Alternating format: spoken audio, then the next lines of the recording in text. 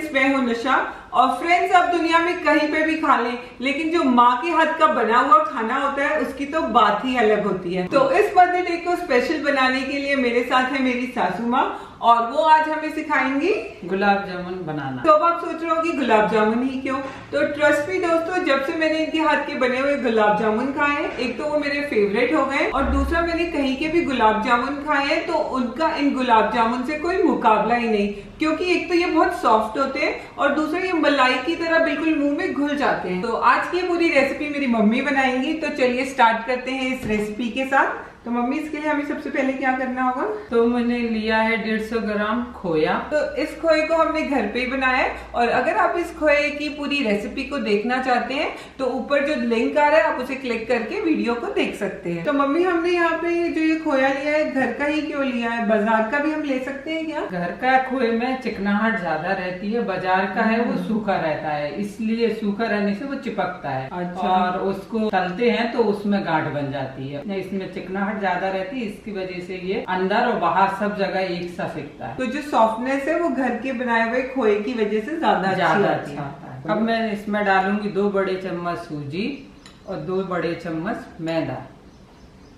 Mummy, इसमें हम सूजी और मैदा दोनों को डालेंगे या एक को भी डाल सकते हैं? सूजी और मैदा दोनों को खोए में डालने से हमें बॉल बनाने के लिए हेल्प मिलती है। तो यहाँ पर डाला है 2 चुटकी सोडा। तो ये सोडा डालने से गुलाब जामुन लाइट हो जाएंगे और स्पंजी बनेंगे। अब हम इसको गूंदेंगे। तो इसे हमें लगभग कम से कम 4 से 5 मिनट के लिए अच्छे से गूंदना है, और इसे बिल्कुल चिकना कर देना है, जिससे कि इसमें कोई भी लाइन ना हो और बिल्कुल ये सॉफ्ट हो जाए। अब आप इसमें इलायची डाल दें। तो इलायची ये फ्लेवर के लिए है या इससे स्किप भी कर सकते हैं हम? फ्लेवर के लिए है। तो इलायची यहाँ पे हम फ्लेवर के लिए डाल रहे हैं, हम चाहे तो इसे स्किप भी कर सकते हैं। 4 से 5 मिनट खोया मलने के बाद में खोए ने घी छोड़ दिया है। अच्छा, तो जैसे ये घी छोड़ देगा लगभग 4 से 5 मिनट हमें इसे गूंदना है। हाँ। और अच्छा, तो ये गुंद गया अब अच्छे से। हाँ, ये अच्छे से गूंद गया है। अब इसके बॉल बना लें। अब बेसिकली हमें इसे सॉफ्ट करना है और एकदम हाँ। चिकना गूंदना है। अगर आपके बॉल लग रहे हैं कि उसमें दरारें आ रहे हैं तो आप पानी के छींटे मार के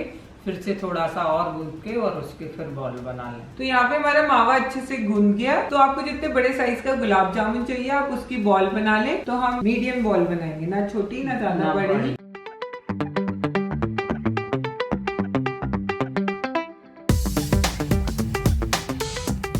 तो यहाँ पे हमारी बॉल्स बनके तैयार है। और एक बात का बहुत ध्यान रखें कि जब भी आप इन बॉल्स को बनाएं तो आप एकदम सॉफ्ट बॉल बनाएं, इसमें बिल्कुल भी क्रैक्स ना हो, नहीं तो ये तेल में जाके आपके गुलाब जामुन फटने लगेंगे। तो चलो अब हम इन्हें फ्राई करते हैं। इसके लिए पहले हम चाशनी बनाएंगे। 1 गिलास पानी, 1 कप चीनी डालकर हम इसे अच्छे से मिलाएंगे। 3 से 4 मिनट में चीनी अच्छे से घुल गई है और अच्छे से उबाल आ गया है, तो गैस का फ्लेम बंद कर दें। अब कढ़ाई में घी डालकर घी को गर्म कर लें। यहाँ पर घी को हमें ज्यादा गर्म नहीं करना है, इसको हमें हल्का ही गर्म करना है। जैसे ही घी हल्का सा गर्म हो जाए तो एक एक करके गुलाब जामुन को डाल दें। कलछरी की मदद से ही घी को हिलाएं, जैसा कि हमने वीडियो में दिखाया है। और आप देखेंगे कि गुलाब जामुन अच्छी तरह से डार्क ब्राउन हो गए हैं। तो अब इसे निकाल कर तैयार की हुई चाशनी में डाल दें। 15 से 20 मिनट चाशनी में डालने के बाद हमारे गुलाब जामुन तैयार हैं। तो ये थे mother's day special gulab jamun.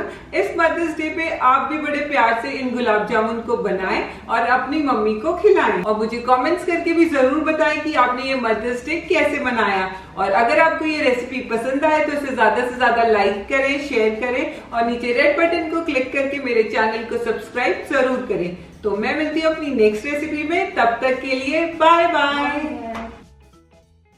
मेरी दूसरी बनाई गई रेसिपीज को देखने के लिए स्क्रीन में दिए गए लिंक्स को क्लिक करें और चैनल को सब्सक्राइब करके मुझे सपोर्ट करें। Thank you.